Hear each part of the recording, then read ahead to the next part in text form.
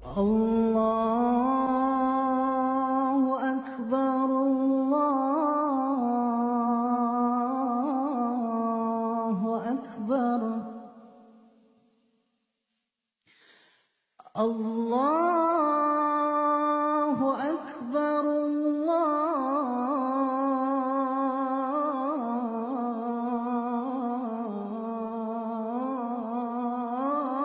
الله أكبر أشهد أن لا إله إلا الله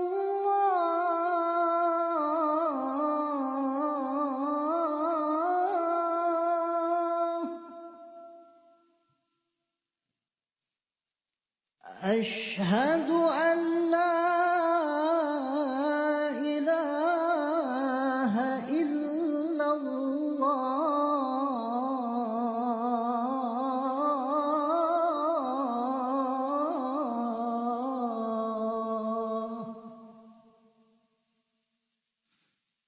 أشهد أن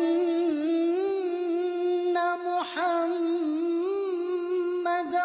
رسول الله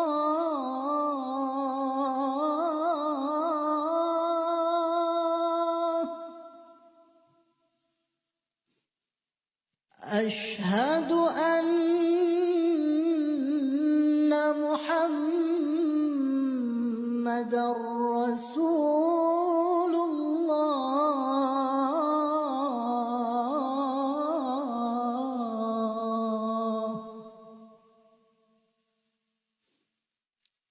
حي على الصلاة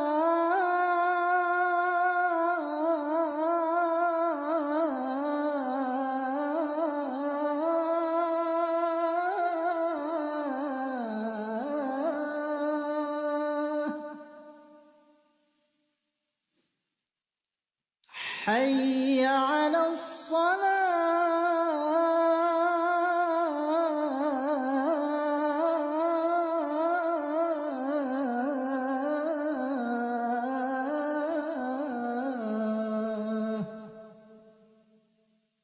حي على الفلاح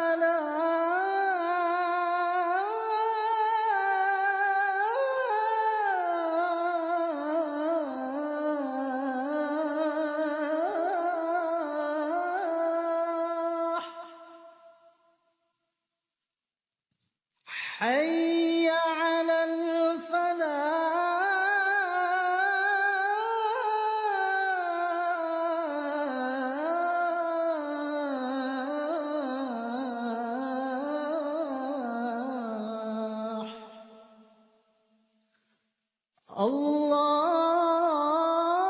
الله أكبر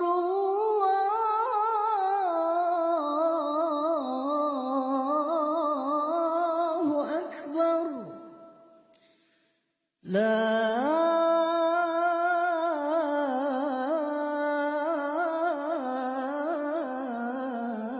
إله إلا الله.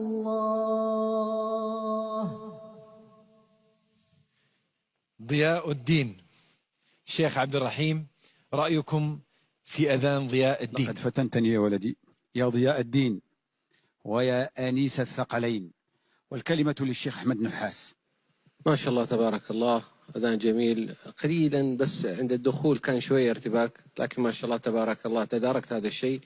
الله أكبر الأولى زدت قليلا في الهمزة، ما شاء الله تداركتها في الأخير. أذان جميل، اخترت المقام الذي يريح حنجرتك وأديته بطريقة جميلة. كان التأثير واضح في لجنة التحكيم. ما شاء الله تبارك الله. لا أريد أن أزيد، فبارك الله فيك. الشيخ مشاري. يا شيخ ضياء، صوتك صوت من القلب. اليوم أنا ما أسمع حنجرة، أسمع قلب يؤذن، كل حب، كل مشاعر. عززت لنا يعني معنى علاقة الحب بين الأذان وبيننا وبين الصلاة، وهذا أمر يعني نفتقر إليه. واجعل صوتك دائما من القلب، لا تدخل التكنيك أو العقل في هذا الصوت؟ لما فكرت أنك تقفز في العوالي خانك الصوت. في البدايات أرى يعني أنك تحقق الهمزة أكثر، تدخل دخول على الهمزة بدون تلكؤ أو بدون اهتزاز. شكرا لك. يا ولدي، قلت شيئا فيك كتبته: وصوتك صوت نغمي وترنيم عجمي، حققت المزمارية بصوتك وسلمت بلاغ الله بحنانك، في تضرع خاشع ونبر من عمق روح نابع، فأنت داع إلى الله بحق، متثوب في بابه بصدق. كل هذا مترجم في بحر فيوض الله عليك. فاحرص يا ولدي على الكمال، بألا تعلو بصوتك إلى ما ليس له في طبقتك نوال، وعلى الله قصد السبيل. شكرا أعضاء لجنة التحكيم.